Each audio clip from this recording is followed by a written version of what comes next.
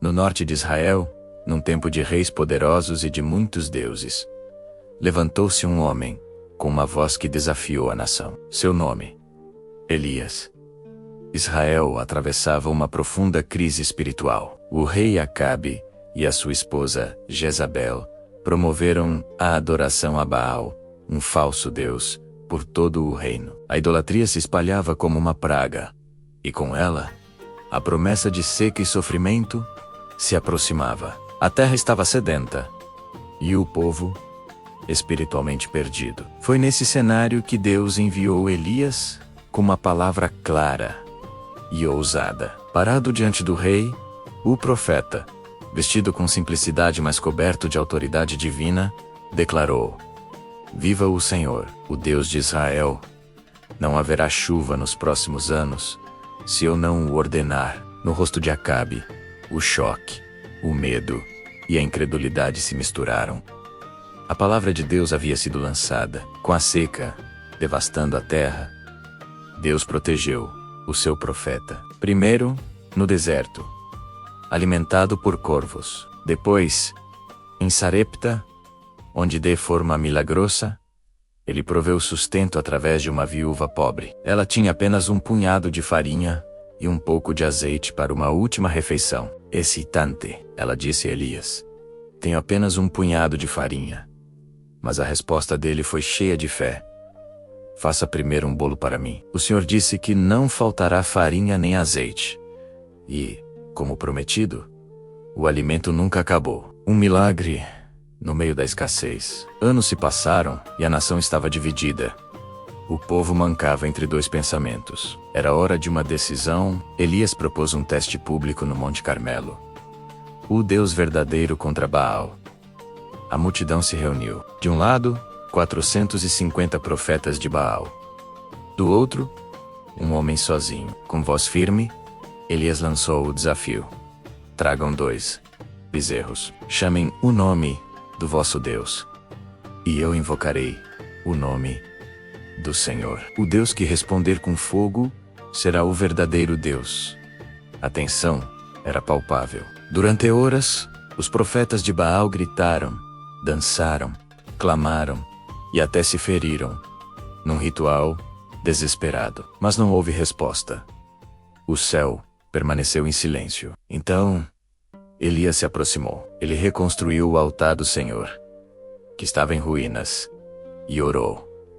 Uma oração simples, calma, mas cheia de convicção. E então, o fogo desceu do céu. Não um fogo comum, mas um fogo divino, que consumiu o sacrifício, as pedras do altar e até a água ao redor. A multidão, atônita, caiu com o rosto em terra e declarou, em uma só voz: O Senhor é Deus. O Senhor é Deus. Mas a vitória no Carmelo provocou uma reação furiosa. No palácio, a rainha Jezabel, enfurecida, jurou matar Elias. Um mensageiro a encontrou e lhe entregou a ameaça. Jezabel jura tua morte. E o profeta, o mesmo homem que desafiou um rei e viu fogo cair do céu, fugiu. Da aclamação pública ao desânimo profundo, ele correu para o deserto, desejando o fim. Exausto, ele sussurrou para si mesmo: Já basta, Senhor. Tira minha vida. Mesmo no fundo do poço, no extremo do desânimo, Deus não o abandonou. Ele enviou um anjo com alimento e repouso, fortalecendo Elias para uma jornada de 40 dias até Horebe, o monte de Deus.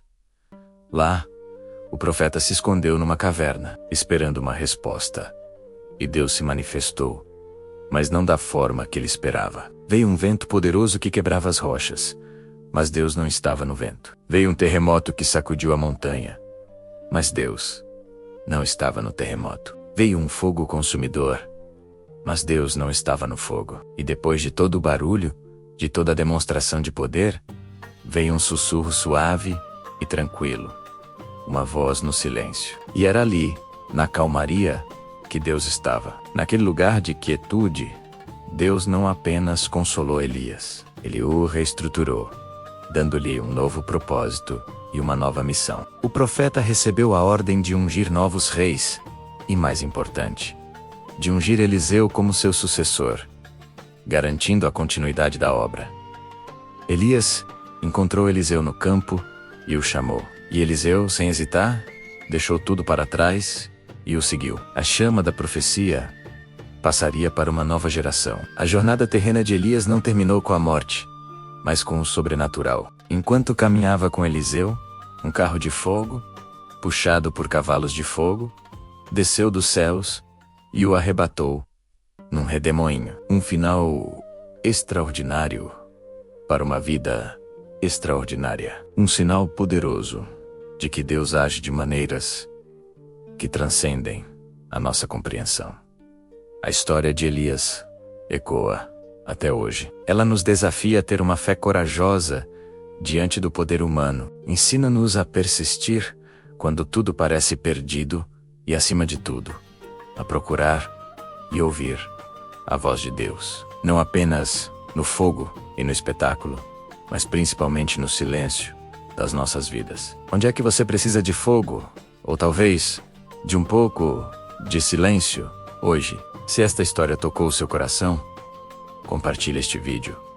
Comente qual momento da vida de Elias mais falou com você. E claro, inscreva-se no canal para mais histórias de fé que transformam. Obrigado por assistir e até a próxima.